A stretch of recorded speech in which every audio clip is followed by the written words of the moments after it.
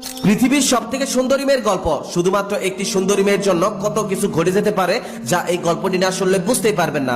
একদিন এক গরিব ছেলের সাথে একটি সুন্দরী মেয়ের দেখা হলো। মেয়েটি বোরকা পরিহিত অবস্থায় ছিল। মেয়েটির সাথে দেখা হওয়ার পরেই সে ভাবতে লাগলো, মেয়েটির হাত ও চোখে এত সৌন্দর্য, তাহলে না জানি সে কত সুন্দর। ছেলেটি এসব চিন্তা করতে করতে মেয়েটিকে মনের মধ্যে ঢুকে ফেললো আর ভাবলো, ইস, যদি আমি এই মেয়েটিকে বিয়ে করতে পারতাম। আবার এদিকে সেই মেয়েটি বলল, আমি জীবনেও কখনো কোনো পুরুষ মানুষ দেখিনি, আজকে প্রথম আপনাকে দেখলাম। গতকাল আমার মা মৃত্যুবরণ করেন, এই প্রথম আমি বাড়ি থেকে বের হয়েছি। আমার 16 বছর বয়সে জীবনে কখনোই আমি বাড়ির বাইরে পা রাখিনি। আমার মা কখনোই আমাকে বাড়ি থেকে বের হতে দেয়নি। আমার মা সব সময় আমাকে লুকিয়ে রাখতেন। মা বলতেন, আমার এত সৌন্দর্য দেখলে মানুষ আমার ক্ষতি করবে। এই পৃথিবীর মানুষ খুবই ভয়ঙ্কর, তারা দেখলে আমাকে ছিঁড়ে বিড়ে খাবে। গতকাল মা মৃত্যুর পূর্বে আমাকে বলে গেছে একজন ভালো যুবকের কথা, সে এই জমিতে কাজ করবে। তার পরিবারে আপন বলতে কেউ নেই। মা বলেছে আমাকে তাকে বিয়ে করে নিতে। আমার মনে হয় আপনি সে যুবক যার কথা আমার মা আমাকে বলে গেছেন। আচ্ছা,